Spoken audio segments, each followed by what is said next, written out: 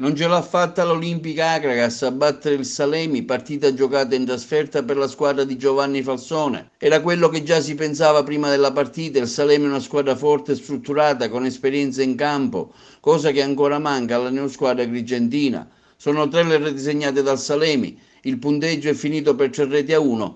La rete dell'Olimpica Akragas è stata segnata dal bravo Sant'Angelo. Gli altri risultati della Grigentina e del girone sono Gattopardo, Palma di Montechiaro batte il Villabate, giocata fuori casa per 3-2. Il Casteltermini trova la vittoria grazie a una rete segnata contro l'Albatros. Il Camarat pareggia 1-1 contro l'Oratorio San Giro e San Giorgio. La Libertas Racalmuto, allenata da Alessandro De Caro, non riesce a portare a casa un buon risultato.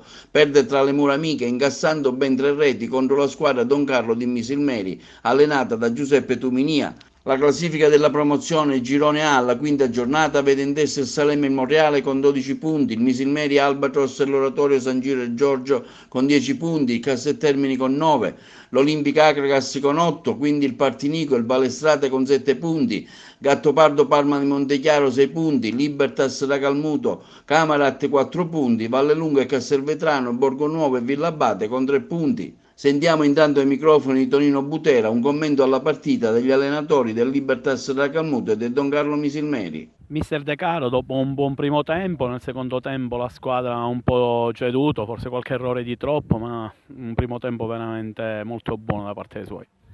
Potevamo chiudere la partita, a mio avviso, al 15° del primo tempo. Se Cosima la mette dentro, anziché fare il pallonetto, la partita prende un'altra piega. Però abbiamo giocato non solo il primo tempo, perché loro hanno fatto gol al 20°, 25° del secondo tempo, ma è un errore nostro.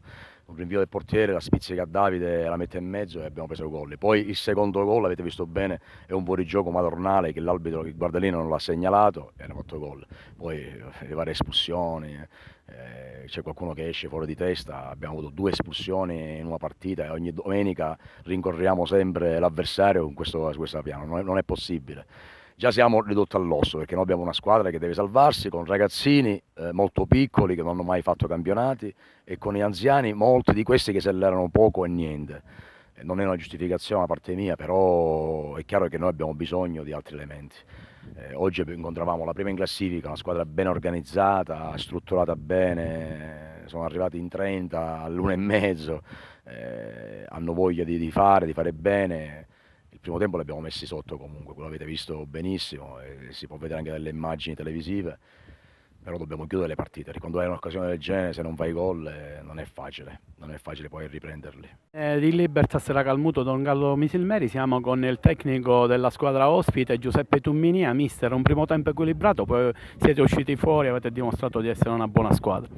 Sì, come hai detto bene, è stato un primo tempo molto combattuto, il campo era un po' pesante, la squadra avversaria ben messa in campo e quindi abbiamo faticato a trovare la soluzione per fare gol. Poi nel secondo tempo la partita è cambiata. Avete sbloccato la partita, poi tutto è andato per il meglio, anche perché loro sono stati un po' nervosi, credo.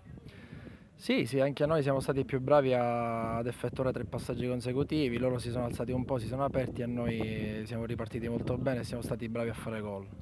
Grazie a questo successo, visti i risultati agli altri campi, il Cara ha perso a Casteltermini, siete in vetta alla classifica, quali sono i vostri obiettivi futuri? Sì, sì, come dicevo la scorsa settimana, dopo 5 partite è ancora prestino. Siamo contenti che siamo in vetta alla classifica, però abbiamo la consapevolezza che non sarà facile. Ogni partita, come oggi, con questo primo tempo difficoltoso, speriamo che andrà bene anche per le successive partite, ma ripeto, non sarà facile. Ci programmiamo partita dopo partita e se vinciamo siamo molto contenti.